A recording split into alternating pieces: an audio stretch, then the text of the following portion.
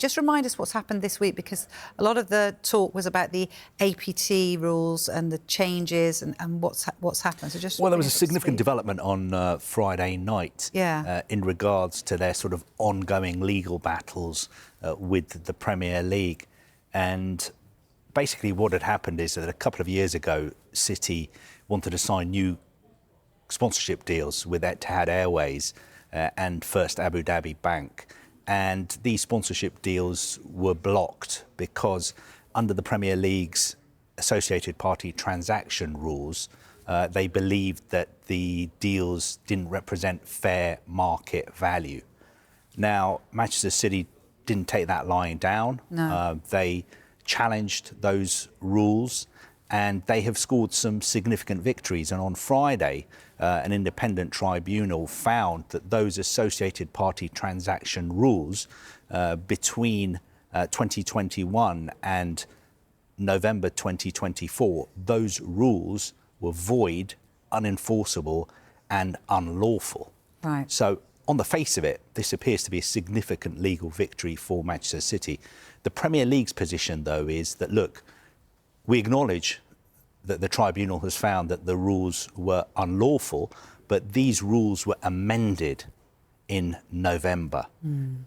Manchester City have also challenged those new rules, the amended rules, right. And the Premier League's position is let's wait and see what the independent tribunal says about Manchester City's legal challenge to the amended rules.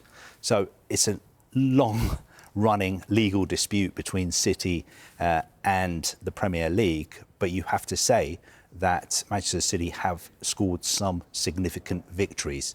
Although the Premier League are saying this is not the end of the road. Let's wait and see what the independent tribunal says about the amended APT rules. Can I just give you a little bit of a chaser with that? Yeah. Because Sam Wallace has done a terrific piece. I won't put it in the screen, but he basically says, and I'll just read this verbatim because it's really important. He says, there's potentially a future in the Premier League in which there are no financial controls, without any limit on spending, any regulation on the size of commercial deals negotiated with entities under the same ownership, and the demolition of the current system.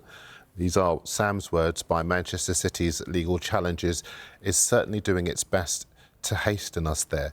And he says that for clubs like City and Newcastle, it would be terrific because they would have that freedom from relegation. But in the longer term, what that could look like is what we see in Spain and Germany, where you've got the clubs with the most resources basically dominating the league. And he asked the question, do we want that in this country? Now, again, this is Sam's opinion in the Telegraph, but it's a very sage analysis of the big picture of what this could look like.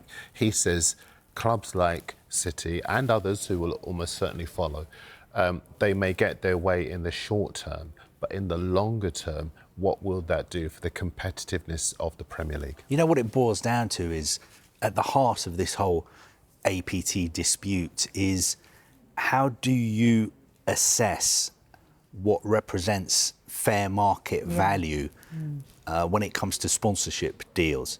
I think some people would say that if a company, for instance, wants to pay a football club 100 or 200 million pounds to have their name on their shirts, if the company believes that that is good financially for them, it makes financial sense, then they should be allowed to do it.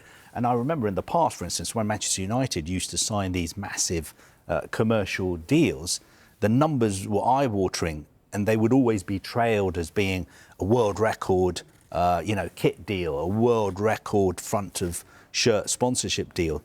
The numbers were always very, very big.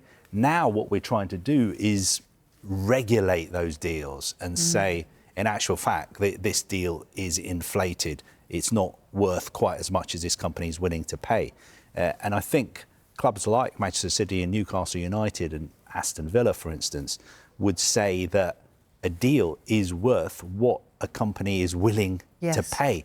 Let the market decide. And I think the problem is that the Premier League has been trying to assess what is fair market value, and that is very, very difficult and very, very complicated. And when you make those assessments, it always leaves you open to being challenged legally about your rules and also the decisions that you come to.